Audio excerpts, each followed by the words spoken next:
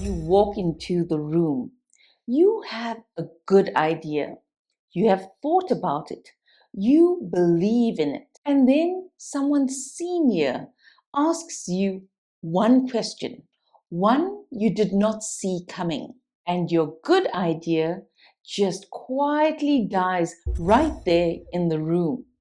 Not because it was wrong, because you could not answer the pushback fast enough. If that has ever happened to you, the blank moment, the idea you could not defend in the second it mattered, then this video is for you. Stay with me because I am going to show you how to never walk into that room unprepared again.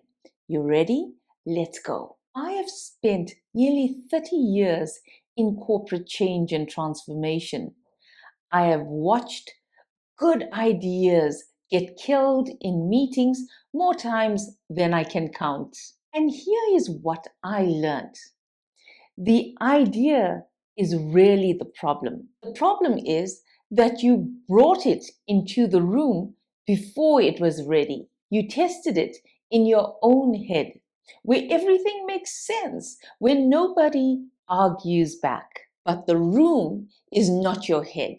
The room has a skeptical executive, a resistant manager, someone who has seen 3 versions of this fail before. They will find the hole in your thinking in about 4 seconds. So the work is to find that hole first, before the room does, in private, where it costs you nothing. That is what pressure testing is. Now, in the past, pressure testing meant finding a trusted colleague, someone smart enough to poke holes in your thinking. But that person is busy and overloaded, same as you.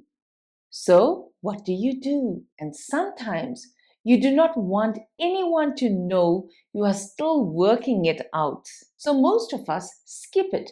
We walk in with the first version and we hope. Here is what changed. You now have something that will argue with you anytime you ask, that will play the skeptic, that will ask you the hard questions before the room does. Let me show you. So here is a real recommendation. This one comes from my own focus groups. When I sit with teams and ask what they actually need, one thing comes up more than almost anything else: fewer meetings. So let us say I want to take that to leadership, a recommendation to cut the number of standing meetings by half. Good idea. People want it. But if I walk in with just that, leadership will tear it apart. So let me pressure test it first. Here's my prompt to Claude. I want to recommend to my leadership team that we cut the number of standing meetings across the organization by half. Before I take this to them, I want you to pressure test it. Argue against it. What are the strongest objections leadership will raise? What am I not thinking about? Where is this recommendation weak? Be tough. Do not go easy on me. Now look at that. It did not tell me it was a great idea. It came back with the objections. How do you decide which meetings to cut? What about teams that rely on them to stay aligned? What happens to decisions that used to be made there? How do you measure whether it actually worked? Every one of those is a question leadership would have asked me in the room. And now I have seen them in private before it counts. One quick thing. When you do this for real, tell it who you are. Tell it your role. The more context you give it, the sharper the pushback. Now here is the second move.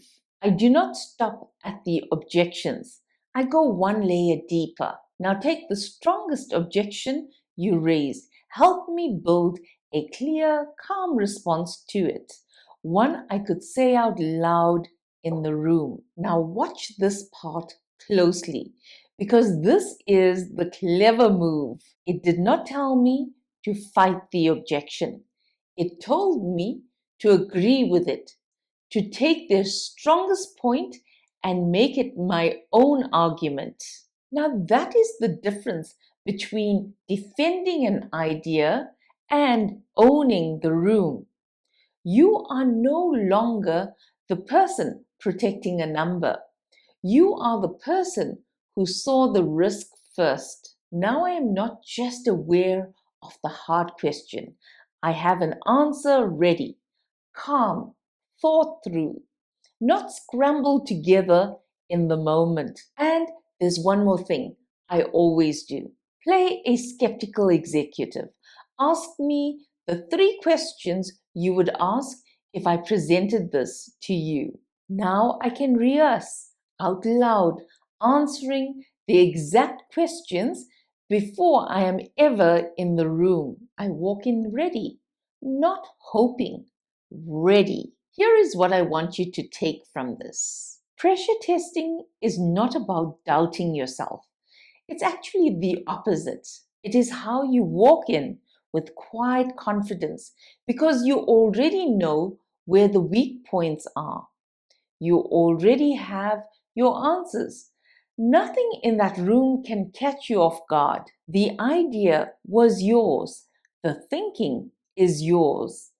You just stop letting it get killed by a question you could have seen coming. If this was useful, watch the one I did on getting ready for back-to-back meetings. It sits right alongside this video. And remember, new videos every Monday and Friday. Join me every Wednesday at 8 p.m. South African time for my midweek reboot live.